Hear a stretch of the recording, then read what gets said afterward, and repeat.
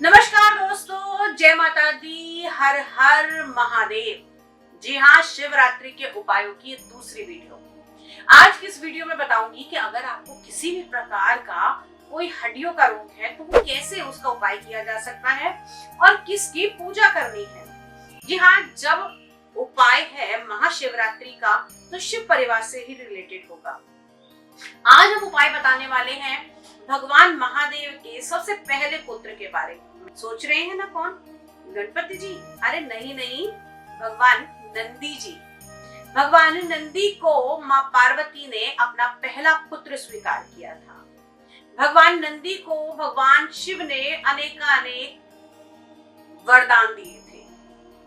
हमेशा भगवान नंदी को ये रहता था कि प्रभु आपने सबको सब कुछ दिया, बस मुझे ही कुछ नहीं दिया, मैं आपके सदैव साथ रहता हूँ। तो प्रभु ने कहा कि चलो, तुम सदैव मेरे साथ रहते हो, मैं तुम्हारा नामकरण करता हूँ और तुम अमर रहोगे। नंदी जी को अमरता का वरदान दिया, जो आज भी कैलाश में कई बार घूमते हुए दर्शन देते हैं। उनको नादिया का रूप दिया, क्योंकि वो हमेशा यही कहते थे कि तुमने सबको सब कुछ दिया, मुझे कुछ ना दिया। तो उन्होंने कहा जाओ, तुम्हारा नाम ही नादिया हो जाएगा। अब इन नादिया जी को और भी कई सारे वरदान प्राप्त थे। पहला वरदान ये था कि नंदी जी की हृदय बिल्कुल भगवान शिव से मिलता था, यानी कि नंदी जी जो भी मन में सोचते थे वो स्वयं भगवान शिव तक क्षण भर में पहुंच जाता था।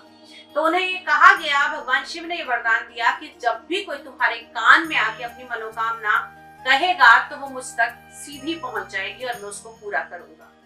तो अक्सर आपने देखा होगा कि शिव मंदिर में लोग नंदी जी के कान में जाके अपनी मनोकामना कहते हैं और वो साक्षात ही पूरी होती है।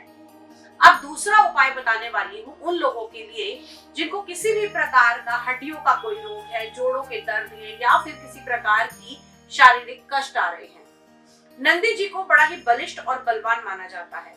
ऐसा कहा जाता है कि सभी गणों में नंदी जी के जितना बल किसी के पास नहीं था। तो नंदी जी की हड्डियां बहुत मजबूत हैं। तो जिन लोगों को भी हड्डियों के रोग हैं वो ये जादुई उपाय कर सकते हैं।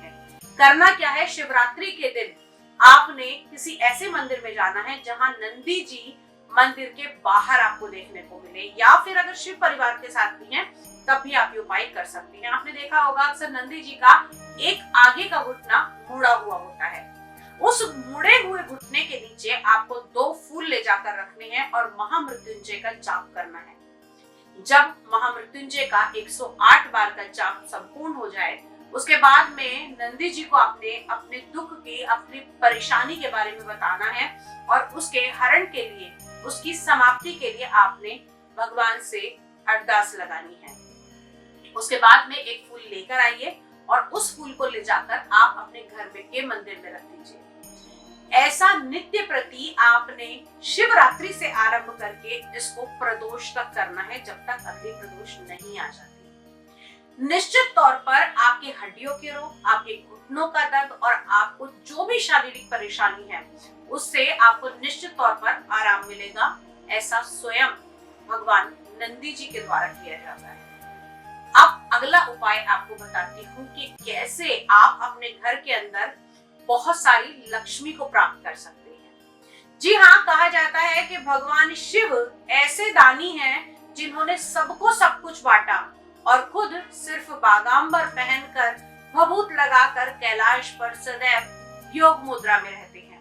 तो ऐसे शिव से मां लक्ष्मी को भी मांगा जा सकता है। अपने घर के अंदर धन धान्य की पूर्ति के लिए आप भगवान शिव का चावल से अभिषेक करा सकते हैं। भगवान शिव को चावल अर्पित करने से आपके घर के अंदर लक्ष्मी का वास होता है।